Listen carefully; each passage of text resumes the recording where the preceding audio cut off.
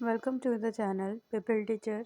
ये वीडियो रहेगी आपके लिए साइकोलॉजी के वन लाइनर क्वेश्चंस को इसमें डिस्कस किया जाएगा और ये क्वेश्चंस आपको हेल्प करेंगे कम्पिटिटिव एग्ज़ाम्स के लिए। चाहे आप क्वालिफाइंग एग्ज़ाम दे रहे हो या कंपटीशन एग्ज़ाम हो आपका, तो ये सारे ही टीचिंग एग्ज़ाम्स के लिए या जिन भी एग्ज़ाम्स में साइकोलॉजी पूछी जाती है उसमें आपके लिए हेल्पफुल रहेंगे। चाहे वो सीटेट हो या स्टेट टेट हो या फिर सुपर टेट हो। तो आइए स्टार्ट करते हैं साइकोलॉजी के वन लाइनर क्वेश्चंस को। यहाँ पे पहला क्वेश्चन आ जाता है कि who is the father of psychology. Psychology का फादर कौन है? तो साइकोलॉजी के फादर में नाम आ जाता है विलियम वुंट का। तो विलियम वुंट जो है साइकोलॉजी के फादर कहे जाते हैं। नेक्स्ट क्वेश्चन है यहाँ पे फादर ऑफ एजुकेशनल साइकोलॉजी। तो एजुकेशनल साइकोलॉजी जो है शैक्षिक मनोविज्ञान, इसके फादर कहे जाते हैं एडवर्ड ली थॉर्नडाइक। थॉर्नडाइक को इसके फादर कहा जाता है शैक्षिक मनोविज्ञान के। Next question is father of American psychology. American psychology के फादर जो कहे जाते हैं वो विलियम जेम्स हैं। नेक्स्ट क्वेश्चन आ जाता है यहाँ पे father of psycho analysis. Psycho analysis के फादर कहे जाते हैं सिगमंड फ्रॉइड, क्योंकि ये जो है इन्होंने अपनी थ्योरी दी है साइको एनालिसिस पे। सिगमंड फ्रॉइड इसलिए यहाँ पे साइको एनालिसिस के फादर कहे जाते हैं। नेक्स्ट क्वेश्चन है यहाँ पे साइकोसेक्सुअल कॉन्सेप्ट किसने दिया था। तो साइकोसेक्सुअल कॉन्सेप्ट की बात करते हैं एरिक एरिक्सन। एरिक एरिक्सन सही हो जाता है यहाँ पे। इन्होंने साइकोसेक्सुअल डेवलपमेंट के लिए या उसका जो है कॉन्सेप्ट दिया है एरिक एरिक्सन ने। नेक्स्ट क्वेश्चन है यहाँ पे फादर ऑफ फंक्शनलिज्म। फंक्शनलिज्म के फादर कहे जाते हैं William James. The next question आ जाता है कि फादर ऑफ स्ट्रक्चरलिज्म और एक्सपेरिमेंटल साइकोलॉजी, मतलब स्ट्रक्चरलिज्म या एक्सपेरिमेंटल साइकोलॉजी एक ही ब्रांच है साइकोलॉजी की। तो इसके फादर कौन कहे जाते हैं? इसके फादर हो जाते हैं यहाँ पे William Wundt. William Wundt right हो जाते हैं यहाँ पे। और इन्होंने जो है फर्स्ट लैबोरेटरी स्टैब्लिश की थी लिप्जिंग जर्मनी में। द नेक्स्ट है यहाँ पे फादर ऑफ बिहेवियरिज्म। बिहेवियरिज्म का फादर कहा जाता है जेबी वॉटसन को, क्योंकि जेबी वॉटसन ने जो है बिहेवियरिज्म की थ्योरी भी दी है और ये इनमें जो है मेन साइकोलॉजिस्ट हो जाते हैं। यहाँ पे इन्होंने अपने बच्चे पर ही एक्सपेरिमेंट किया था। नेक्स्ट क्वेश्चन आ जाता है पीपल ऑफ गेस्टाल्टिज्म। गेस्टाल्टिज्म मतलब गेस्टाल्ट थ्योरी जो है उसमें कौन कौन से साइकोलॉजिस्ट आते हैं ये पूछा जा रहा है। तो गेस्टाल्टिज्म में नाम आ जाता है वर्दिमर का, कोफका का और कोहलर का। कोहलर ने जो है अपना एक एक्सपेरिमेंट किया था सुल्तान नाम के चिंपैंजी पे। तो उसने जो है ये जो है बंद कमरे में पूरा प्रैक्टिकल कंडक्ट किया था, केले लटका दिए थे और सुल्तान नाम के चिंपैंजी को जो है उसमें बंद कर दिया गया था और वो केले उसे पाने थे। इस तरह से कोहलर ने जो है थ्योरी दी थी गेस्टाल्टिज्म की।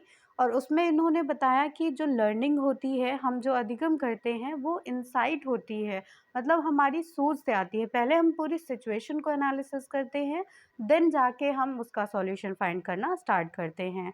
नेक्स्ट क्वेश्चन है यहाँ पे कि initial use of word psychology.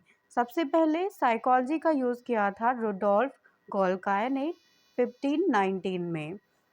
Next question आ जाता है यहाँ पे Who said psychology is the science of studying soul?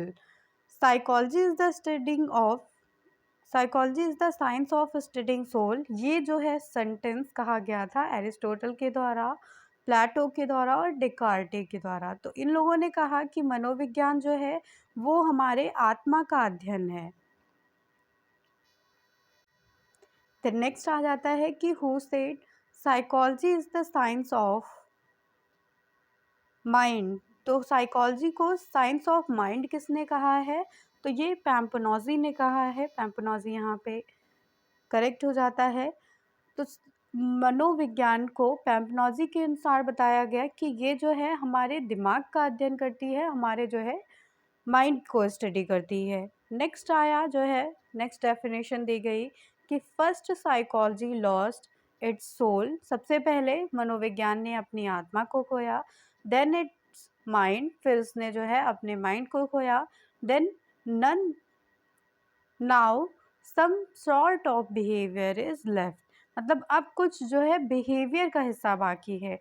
ये डेफिनेशन दी गई है वुडवर्थ के अनुसार साइकोलॉजी के बारे में और बहुत ही इम्पोर्टेंट डेफिनेशन है। तो करेक्ट यहाँ पे हो जाता है कि वुडवर्थ के द्वारा ये डेफिनेशन दी गई है कि सबसे पहले साइकोलॉजी ने अपनी आत्मा को खोया, देन माइंड, और अब कुछ बिहेवियर का पार्ट जो है बाकी है। नेक्स्ट क्वेश्चन आ जाता है यहाँ पे कि psychology of individual differences given by, psychology of individual differences जो है वो दिया गया है गाल्टन के द्वारा इंटेलिजेंस के लिए। द नेक्स्ट क्वेश्चन आ जाता है कि न्यू बॉर्न जो बेबी होते हैं उनको इन्फेंट कहा जाता है और उनकी जो है कितनी हड्डियां होती हैं, बोन्स की संख्या पूछी जा रही है यहाँ पे। तो उनमें 270 बोन्स होती हैं, 270 बोन्स रहती हैं। नेक्स्ट आ जाता है यहाँ पे drive theory is given bye, drive theory जो है वो दी गई थी सी हल के द्वारा।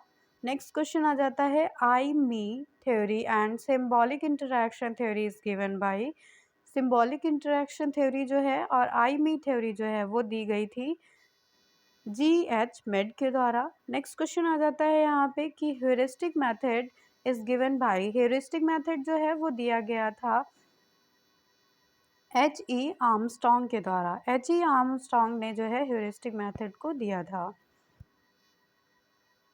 द नेक्स्ट आ जाता है कि प्लेवे मेथड जो है वो किसके द्वारा दिया गया है, तो प्लेवे मेथड को दिया था हेनरी गाल्डवेल गाल्डवेल कुक ने। तो हेनरी कुक के द्वारा प्लेवे मेथड को दिया गया था। नेक्स्ट किंडरगार्टन मेथड के बारे में पूछा जा रहा है, तो इसको फेडरिच फ्रोबेल के द्वारा दिया गया था, जर्मनी के थे ये।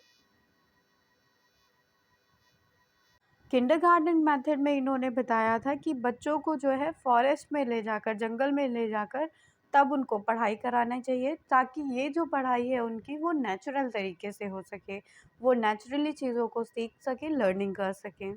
इस तरह से किंडरगार्टन मेथड में अध्ययन कराया जाता है।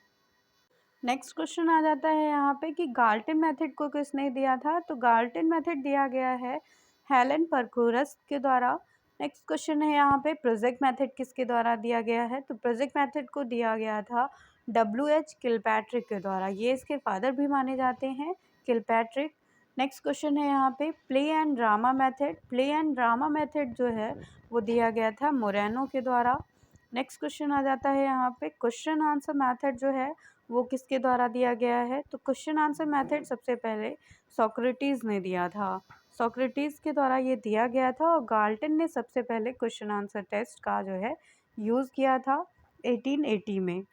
नेक्स्ट क्वेश्चन आ जाता है लेक्चर मेथड के बारे में, लेक्चर मेथड दिया था एरिस्टोटल ने। नेक्स्ट क्वेश्चन है यहाँ पे नर्सरी मेथड, नर्सरी मेथड जो है मारिया मोंटेसरी के द्वारा दिया गया था सबसे पहले। इसके बाद एक्शन रिसर्च के बारे में पूछा जा रहा है, तो एक्शन रिसर्च मेथड सबसे पहले दिया था कुर्ट लेविन ने।